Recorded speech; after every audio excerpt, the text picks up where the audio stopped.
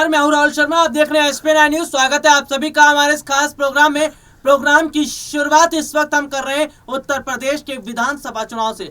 उत्तर प्रदेश में जल्दी विधानसभा चुनाव होने वाले हैं और चुनाव से पहले बहुत बड़ी खबर निकलकर सामने आई है। खबर यह है कि उत्तर प्रदेश चुनाव से पहले कांग्रेस पार्टी ये फैसला करती नजर आ रही है कि आखिरकार मुख्यमंत्री चेहरा कौन होगा। जी हां, काफी समय से सस्पेंस बरकरार बना था कि आखिरकार मुख्यमंत्री चेहरा कौन हो सकता है, कौन है जिस नेता पर जिम्मेदारी सौंपी जाएगी। लेकिन यहां पर बहुत बड़े हद तक अब यह देखा जा रहा है कि वो कांग्रेस नेता जिस पर जिम्मेदारी दी जाएगी, सौंपी जा सकती है, वो कोई और नहीं बल्कि गांधी परिवार का ही वो सदस्य है। जी हां, दरअसल देखा जाए कि उत्तर प्रदेश विधानसभा चुनाव से पहले एक और जहां कांग्रेस पार्टी चुनाव जीतने के लिए कई बड़े ऐलान कर चुकी है, तो वहीं चुनावों से पहले और कई बड़े ऐलान हैं जो लगातार जनता के लिए होते नजर आ रहे हैं। हालांकि ये देखा जाए कि गांधी परिवार की तरफ से वो सदस्य कौन है जिस पर मुहर लगाई जाएगी, इस पर हम जरूर बात करेंगे। लेकिन सबसे पहले समझना जरूरी है कि उत्तर प्रदेश का राजनीतिक माहौल क्या कहता है, जनता किसके साथ खड़ी है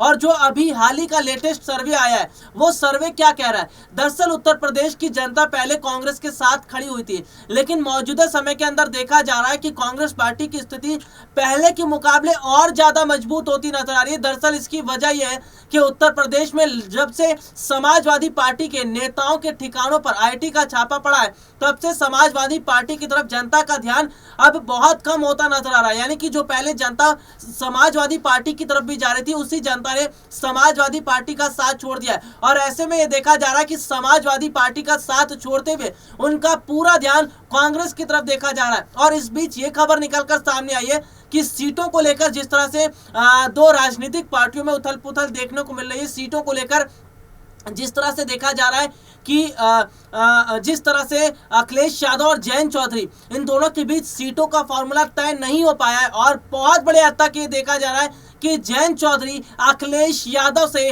राजनीतिक गठबंधन तोड़ सकते हैं, क्योंकि कम से कम 46 से ज्यादा सीटों की बात जयंत चौधरी की तरफ से रखी गई है और अखिलेश इसके लिए तैयार नहीं है। हालांकि देखा जाए तो जयंत चौधरी मौका देखकर अखिलेश से राजनीतिक गठबंधन तोड़कर कांग्रेस पार्टी के साथ आ सकते हैं। ये खबरें जैसे सामने आ रही है, उसके बाद चुनावी सर्वे वो ये बता रहे हैं कि अगर जयंत चौधरी का रुख कांग्रेस की तरफ होता है, जयंत चौधरी कांग्रेस से हाथ मिलाते हैं, तो बहुत बड़े स्तर पर उत्तर प्रदेश में कांग्रेस पार्टी 250 प्लस सीटें निकालती नजर आएगी। यानी कि 250 प्लस का आंकड़ा उत्तर प्रदेश विधानसभा चुनाव में कांग्रेस पार लगाएगी। तो यहाँ पर मौजूदा समय के जो सियासी हालात है वो कहीं ना कहीं इस ओर इशारा करते हैं कि वाकई प्रियंका गांधी की मेहनत है जो सफल होती नजर आ रही है। उत्तर प्रदेश की जनता है वो कांग्रेस के साथ जुड़ती नजर आ रही है, क्योंकि प्रियंका गांधी ने जो भी ऐलान किए जनता उन ऐलान से खुश है। जाहिर सी बात है प्रियंका गांधी ये देख रही है कि उत्तर प्रदेश की जनता को आखिरकार चाहिए क्या, उत्तर प्रदेश की जनता आखिरकार किन मुद्दों को उठाना चाहती है। तो उत्तर प्रदेश में जब से प्रियंका गांधी आई है तब से उन्होंने ये देखा कि जनता बेरोजगारी के मुद्दे को उठा रही है, महंगाई के मुद्दे को उठा रही है, जनता जो है वो अपनी समस्याओं को बताती नजर आ रही। तो तमाम जो मुद्दे जनता के थे उन मुद्दों पर प्रियंका गांधी ने फोकस किया और उसको देखते हुए प्रियंका गांधी ने जनता के लिए कई बड़े ऐलान किए। यानी कि मौजूदा समय के अंदर अब देखा जा रहा है कि जनता का रुख कांग्रेस के साथ हो रहा है, प्रियंका गांधी के साथ होता नजर आ रहा है, जिसका फायदा आने वाले समय में कांग्रेस को मिलता जरूर नजर आएगा। हालांकि इन सब के बीच अगर बात करें तो जयंत चौधरी का रुख धीरे धीरे कांग्रेस की तरफ होने से कांग्रेस को फायदा मिलना तय है। और यह देखा जा रहा है कि उत्तर प्रदेश में अगर कांग्रेस बहुत बड़े अंतर से चुनाव जीतती है तो इसका बड़ा फायदा अन्य राज्यों पर भी पड़ेगा। जैसे कि मैंने शुरुआत में बताया था कि गांधी परिवार का एक सदस्य जो जिस पर दांव खेला जा सकता है, वो सदस्य कोई और नहीं है, खुद प्रियंका गांधी है। जी हाँ, उत्तर प्रदेश में लगातार कांग्रेस पार्टी को मजबूत करने के लिए और यह देखा जा रहा है कि चुनाव जीतने के लिए कांग्रेस ये फैसला कर सकती है कि प्रियंका गांधी को मुख्यमंत्री चेहरा घोषित कर दिया जाएगा। हालांकि इस पर पूरी मोहर नहीं लग रही है, लेकिन आखिरी समय में इस तरह का दांव खेला जा सकता है, क्योंकि प्रियंका गांधी है जो कि 90% लोगों की पहली पसंद है मुख्यमंत्री के तौर पर। और जाहिर सी बात है कि प्रियंका गांधी पर बड़ा दांव खेलकर कांग्रेस उत्तर प्रदेश में धमाल मचाने की पूरी कोशिश करेगी। तो यहाँ पर बहुत बड़े हद तक देखा जा रहा है कि सोनिया गांधी बकायदा पार्टी के कई वरिष्ठ नेताओं से बातचीत कर रही है, पार्टी के कई नेताओं से मीटिंग होती नजर आ रही है, दिल्ली में लगातार बैठकों का दौर जारी है। क्योंकि उत्तर प्रदेश से ही होकर निकलता है दिल्ली का रास्ता और साल 2024 में लोकसभा के चुनाव होने वाले हैं। तो कहीं ना कहीं उत्तर प्रदेश को पहले जीतने की कोशिश की जा रही है, पहले उत्तर प्रदेश पे जो है अपना कब्जा रखने की कोशिश की जा रही है, उसके बाद जो है बड़ा कदम उठाया जा सकता है। हालांकि देखिए इन सब के बीच क्या है, इन सब के बीच ये भी देखा जा रहा है कि जिस तरह से आज मौजूदा समय के अंदर कांग्रेस पार्टी तेजी से आगे बढ़ रही है, कांग्रेस पार्टी में लगातार बड़े स्तर पर फेरबदल हो रहे हैं, लगातार पार्टी की मीटिंग्स हो रही है, लगातार कई बड़े नेताओं को जिम्मेदारियां सौंपी जा रही है। तो तमाम तरह की स्थितियां बताती हैं कि वाकई आज मौजूदा समय के अंदर किस तरह से पार्टी में बहुत बड़ा उलटफेर हो रहा है, मौजूदा समय के अंदर किस तरह से चीजों में हेर फेर होता नजर आ रहा है। हालांकि अगर बात करें तो कहीं ना कहीं मौजूदा समय ये साफ तौर पर इशारा कर रहा है कि आने वाले समय में बेहद बड़े हद तक कांग्रेस पार्टी को फायदा मिलना तय है, कांग्रेस पार्टी को अच्छा खासा रिस्पांस मिलता नजर आएगा। तो अब देखना यह होगा कि कांग्रेस पार्टी को जो रिस्पांस मिलेगा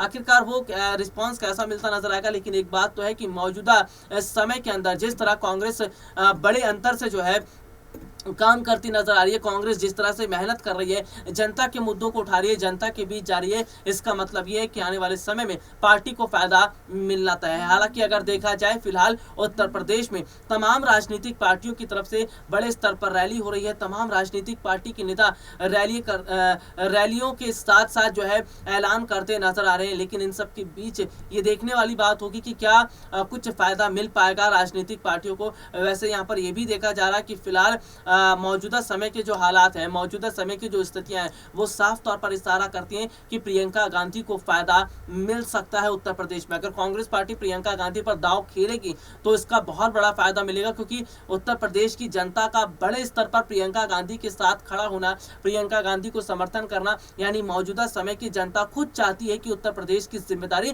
प्रियंका गांधी के हाथों में सौंप दी जाए। अब देखना यह होगा कि क्या वाकई कांग्रेस पार्टी आलाकमान सोनिया गांधी प्रियंका को जिम्मेदारी सौंपेंगी। हालांकि इस बीच ये भी देखा जा रहा है कि उत्तर प्रदेश के अलावा कई राज्यों में विधानसभा चुनाव है, पंजाब में भी विधानसभा चुनाव है, और पंजाब विधानसभा चुनाव से पहले पीएम मोदी की सुरक्षा में जो चूक हुई है उसको लेकर सत्ता पक्ष ने जिस तरह कांग्रेस को बेवजह घेरा, इससे पता चलता है कि सत्ता पक्ष के पास कोई मुद्दा नहीं है। इसलिए पीएम मोदी की सुरक्षा में जो चूक हुई है उसके मामले को इतना ज़्यादा बढ़ा दिया गया, इसको सीधे सीधे चुनाव से जोड़ा गया। लेकिन यहाँ पर हम अपने दर्शकों को बता दें कि ये कोई पहला मौका नहीं था जब पीएम मोदी की सुरक्षा में चूक हुई थी। इससे पहले भी देखा गया है कि पीएम मोदी की सुरक्षा में चूक हो चुकी है। कई बार प्रधानमंत्री नरेंद्र मोदी का जब काफिला जाता है और उनका काफिला जब बीच में रुकता है तो लोगों के साथ जब पीएम मोदी मिलते हैं तो लोग सुरक्षा घेरे को तोड़ते हुए पीएम मोदी से हाथ तक मिला लेते हैं। उस समय भी प्रोटोकॉल टूटते थे। पीएम मोदी जब 15 अगस्त के समय भाषण देते थे और जब बच्चों से मुलाकात करते थे उस समय बच्चे सुरक्षा घेरे को तोड़ते हुए पीएम मोदी से मिलते थे और खुद पीएम मोदी भी उन बच्चों से मिलते थे। तो पहले भी सुरक्षा घेरा टूटा है, पहले भी प्रोटोकॉल्स टूटे हैं, पहले भी पीएम मोदी की सुरक्षा में चूक हुई है। लेकिन ये मुद्दा इस बार इसलिए उठाया जा रहा है क्योंकि चुनाव नजदीक है। चुनाव जीतने के लिए पार्टी को कुछ ना कुछ तो करना पड़ेगा, और प्रधानमंत्री नरेंद्र मोदी का वो बयान कि वो जिंदा वापस लौट कर आए हर किसी को हैरान कर रहा है। क्योंकि जिस तरह से पीएम मोदी ने ये बयान दिया था वो तो इस तरह का बताया जाता है कि जैसे बहुत बुरे हालात थे। और हालांकि अगर बात करें केंद्रीय मंत्री नारायण राणे ने जमकर मोदी सरकार पर निशाना साधा। उन्होंने कहा है निशाना साधते हुए चुटकी ली, उन्होंने कहा पीएम मोदी की गाड़ी पर जो पत्थरबाजी हुई है और पीएम मोदी पर जिस तरह से हमला करने की कोशिश की गई वो बहुत निंदनीय है। नारायण राणे का ये बयान बहुत तेजी से सोशल मीडिया पर वायरल हो रहा है और ये देखा जा रहा है कि लोग नारायण राणे पर के सवाल का जवाब भी दे रहे हैं और कहीं ना कहीं ये भी देख रहे हैं कि किस तरह से नारायण राणे ने बहुत बखूबी तरह से पीएम मोदी को जवाब दिया है। क्योंकि ये देखा जा रहा था कि जिस तरह से मामले को तूल दिया गया ऐसा कुछ था ही नहीं। वहां पर जो रैली पीएम मोदी का काफिला निकल रहा था वहां से काफी दूर पर खड़े थे प्रदर्शनकारी, और प्रदर्शनकारी को जब समझाया गया था वो वापस चले गए थे। तो यहाँ पर बेवजह मुद्दों को उलझाया जा रहा है, कांग्रेस को घेरा जा रहा है, जबकि कांग्रेस की कोई गलती नहीं है, पार्टी का कोई नेता इन सब में शामिल नहीं है। तो यहाँ पर सत्ता पक्ष जो है वो मनमानी बेईमानी कर रही है। हालांकि पंजाब के मुख्यमंत्री चरणजीत सिंह चन्नी और कांग्रेस पार्टी आलाकमान सोनिया गांधी ये पहले कह चुके हैं कि हम अपने पीएम का सम्मान करते हैं, अपने देश के पीएम का सम्मान करते हैं, अपने देश का सम्मान करते हैं। और ना कांग्रेस पार्टी की ऐसी मंशा थी, ना पार्टी के किसी कार्यकर्ता की, ना ही सोनिया गांधी की मंशा, किसी की ऐसी मंशा नहीं है। सभी यही चाह रहे थे कि पीएम मोदी को कुछ भी ना हो, और जिस तरह से मामले को तूल दिया जा रहा है वो बहुत बड़े हद तक गलत था। चलिए आज के लिए इतना ही, आपसे फिर दोबारा मुलाकात होगी, तब तक के लिए इजाजत दीजिए, नमस्कार।